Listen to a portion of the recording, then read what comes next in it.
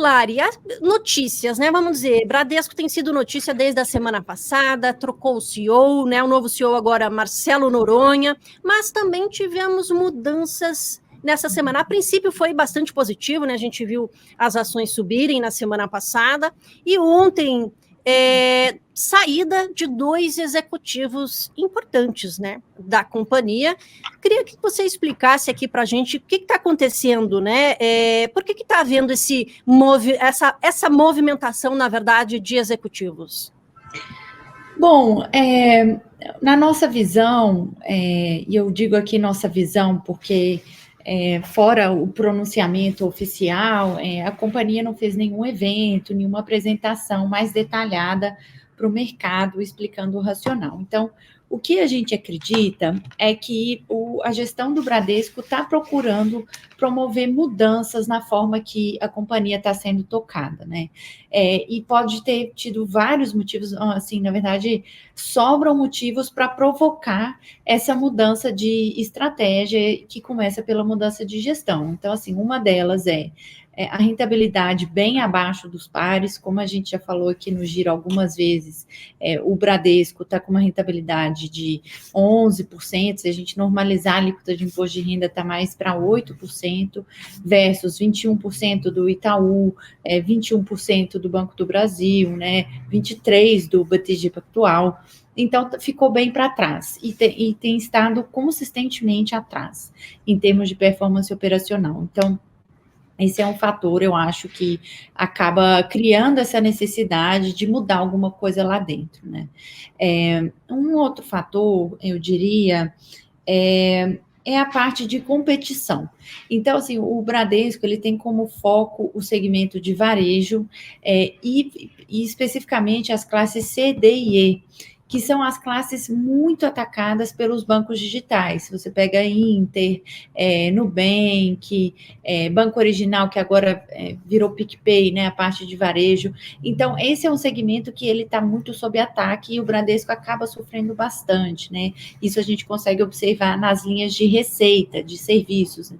Receita com cartão, receita de conta corrente, de tarifa, né, anuidade. Então, a gente consegue perceber que o Bradesco está sangrando nessa frente.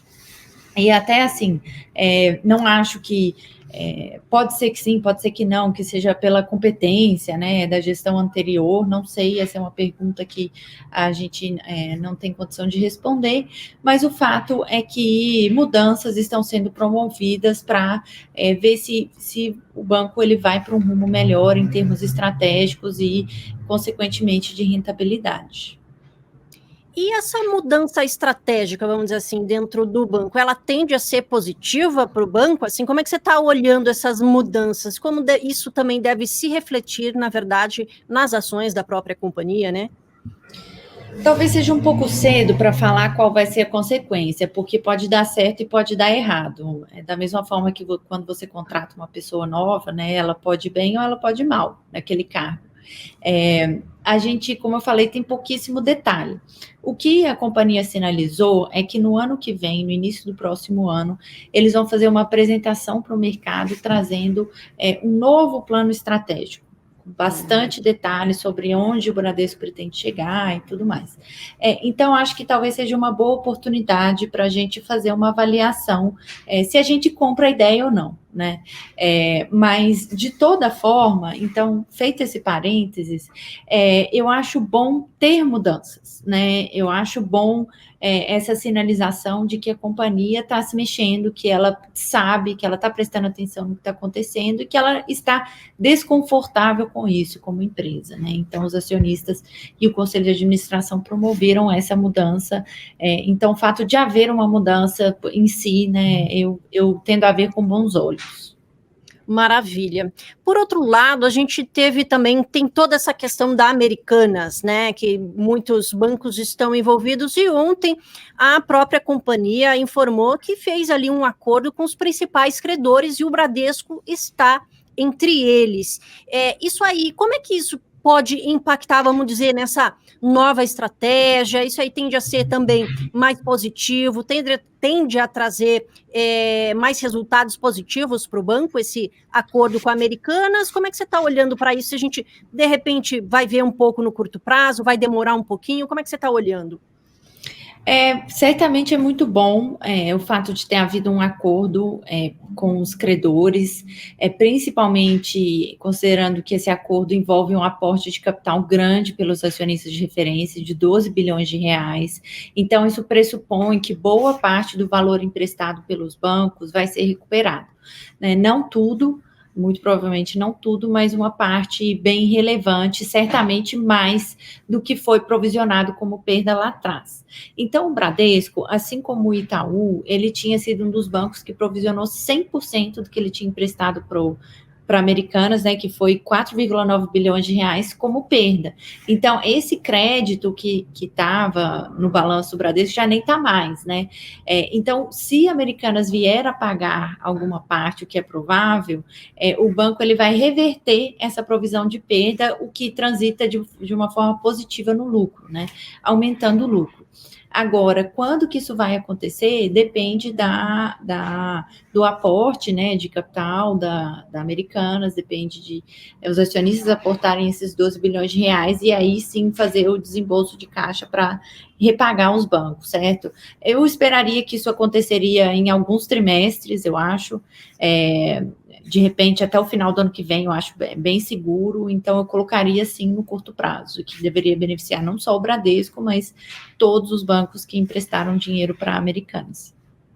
E essas mudanças recentes do Bradesco aí tende a mudar a visão mesmo dos próprios investidores quanto ao Bradesco? Porque como você bem falou no início, a gente já falou algumas vezes de Bradesco, e você fala muito dessa questão do Bradesco estar para trás, né, tem toda essa questão de preocupação com a inadimplência, que parece que vem um pouco melhor ali no terceiro trimestre, sim, mas ainda existe uma certa preocupação, ele está atrás dos concorrentes ainda, né? Isso pode trazer, assim, uma perspectiva mais positiva dos investidores, e aí já aproveito para emendar a segunda pergunta, para você falar também da sua própria avaliação, né, de como é que fica a sua recomendação para ação, e como fica essa situação para o banco aí nos próximos, que nem você falou aí, já juntando essa questão de Americanas, né, de ter um resultado mais trimestres à frente, como é que você está enxergando as ações de Bradesco? Bom, assim, do nosso lado, eu acho que certamente, havendo uma mudança na gestão, isso coloca Bradesco no meu radar com mais força, né? Eu acho que eu certamente estou passando a olhar com mais carinho, né? Eu colocaria assim, mas por hora eu não acho que é suficiente para mudar a recomendação, justamente porque não tem informação suficiente, né? A gente não tem informação suficiente. Eu vou dar um exemplo aqui, chega a ser jocoso, de quando no início do ano, em janeiro, o Sérgio Rial, ele foi indicado para ser CEO da Americanas. E no dia, a ação da Americanas subiu 30%. Eu não sei se você se lembra disso. E depois teve toda essa questão envolvendo a fraude, né, e tudo mais. Então, assim, a gente precisa tomar um pouco de cuidado para não se precipitar nas conclusões. Não estou de forma nenhuma sugerindo que tem alguma coisa séria lá, errada, não. Mas foi só um exemplo para mostrar que a gente não pode se precipitar, né? E tinha outra pergunta que era... Dos investidores, né? Se isso realmente pode mudar a visão dos investidores. A sua visão, você está olhando com um pouco mais de carinho, vamos dizer assim, né? Né? E isso também pode mudar o olhar dos analistas, enfim, do mercado como um todo? Assim, eu acho que um investidor que acompanha o setor, né, um analista que acompanha o setor, provavelmente ele está prestando atenção nisso, né? Então, provavelmente todo mundo está olhando, exatamente porque a Bradesco é uma empresa extremamente coberta, né? Ela é coberta por muitos analistas, ela é acompanhada por muita gente, tanto seu site quanto o buy side, né? Então, eu acho que outros investidores, sim, podem voltar a olhar. Sobre a questão de Americanas, que você tinha comentado no início, eu não colocaria como um fator de diferenciação, porque todos os bancos vão ser beneficiados, né? Eu acho difícil que a Americanas pague 100% da dívida do Bradesco, né? E pague metade dos outros bancos, porque os outros bancos não aceitariam isso, certo? Então, eu acho que beneficia Bradesco na mesma medida em que beneficia Itaú, BTG Pactual, Banco do Brasil, Santander, né? Todo mundo que emprestou. Então, eu não colocaria como um fator de diferenciação para a tese de Bradesco. Agora, para a gente finalizar, Lari, só para a gente reforçar aqui a sua recomendação, voltou para o seu radar, mas a sua recomendação continua neutra, é isso mesmo? Pode falar um pouquinho mais? Exato. Então, a recomendação continua neutra, o que significa que a gente não recomenda nem compra, nem venda. Bradesco não está presente em nenhuma das carteiras recomendadas da Empíricos, nem long, nem short.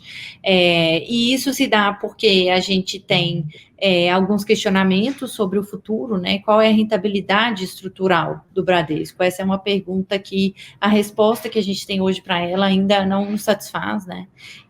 Mas, ao mesmo tempo, continua barata, continua negociando a uma vez valor patrimonial. O que mesmo assim pressupõe, imagina, o que mesmo assim pressupõe um ROI acima do que ele está entregando hoje, né? Então, a gente prefere ficar de fora e acompanhar o desenrolar dessa história. Exatamente o que eu ia te perguntar, a ver, né? Voltou ali a monitorar, a gente... na verdade, nós estamos vendo as primeiras mudanças, né? Vamos ver quais serão as consequências, é isso mesmo, né? Exatamente.